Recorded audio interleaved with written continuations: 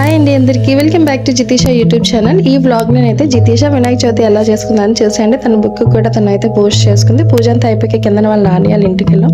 So వాళ్ళ నాన్నయాల ఇంట్లోనైతే వినాయక చవితి అయిపోయింది. So ఫైనల్గా ఈవినింగ్ అయితే మా జర్నీ స్టార్ట్ అయిందనమాట.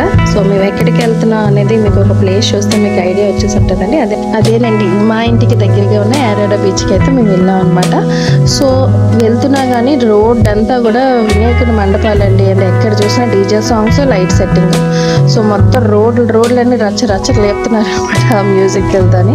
సో ఫైనల్గా అయితే మనం బీచ్కి దగ్గరగా వచ్చామని చెప్పొచ్చు. ఇది స్టార్టింగ్ అనమాట. దగ్గర ఉన్నది ఏది వాల్యూ ఉండదు అంటారు కదండి. మేమైతే నేచర్ ఇది అది అని చెప్పి మేము ఎప్పుడూ అరకు వెళ్తూ ఉంటాం, అరకు లంసింగ్ అలా వెళ్తుంటాం. బట్ ఆ రోజు కొంచెం రెయిన్ పడుతుంటే ఆ రైల్లోని అలా వెళ్తూ ఉంటే ఆ ఫీల్ ఎక్స్పీరియన్స్ అయితే అవసరం అండి. నేచర్ అయితే నిజంగా చాలా బాగుంది.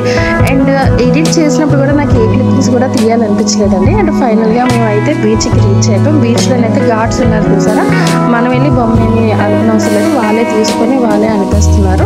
అండ్ పోలీసులు కూడా ఉన్నారండి. పోలీసులు కూడా ఫుల్ ప్రొటెక్షన్ ఉన్నారు. అండ్ ఫైనల్గా జితి అయితే వాళ్ళ డాడీతో కలిసి అనుకోవడానికి అయితే వెళ్తుంది అనమాట. సో తనైతే ఫస్ట్ అయితే బీచ్లోకి వెళ్ళడానికి చాలా భయపడిపోయింది, వెనక్కి వచ్చేసింది. మళ్ళీ ఫైనల్గా వాళ్ళ డాడీ మళ్ళీ తీసుకొని వినాయకుడిని అయితే మాత్రం నిమజ్జనం చేసేసామన్నమాట.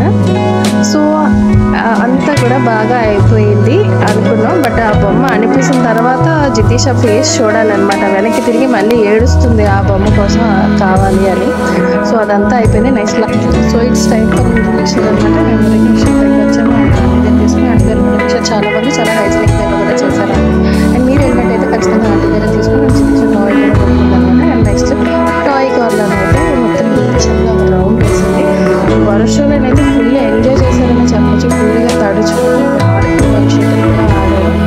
సో అదంతా ఫైనల్గా అయిపోయింది. ఇంటికి అయితే వచ్చేసాం. నెక్స్ట్ చూడండి జితీష ఒట్టు కొట్టడానికి అయితే ట్రై చేస్తుంది అనమాట. ఇది మా వీధిలో పెట్టిన, మా ఇంటి దగ్గర పెట్టిన వినాయకుడి దగ్గర అయితే ఇలా ఒట్టు కొట్టు గిఫ్ట్ పెట్టు అన్న ప్రోగ్రామ్ చేశారండి. జితీష అయితే కొట్టడానికి ట్రై చేస్తుంది కానీ కొట్టట్లేదు. ఫైనల్గా తనైతే కొట్టలేదు.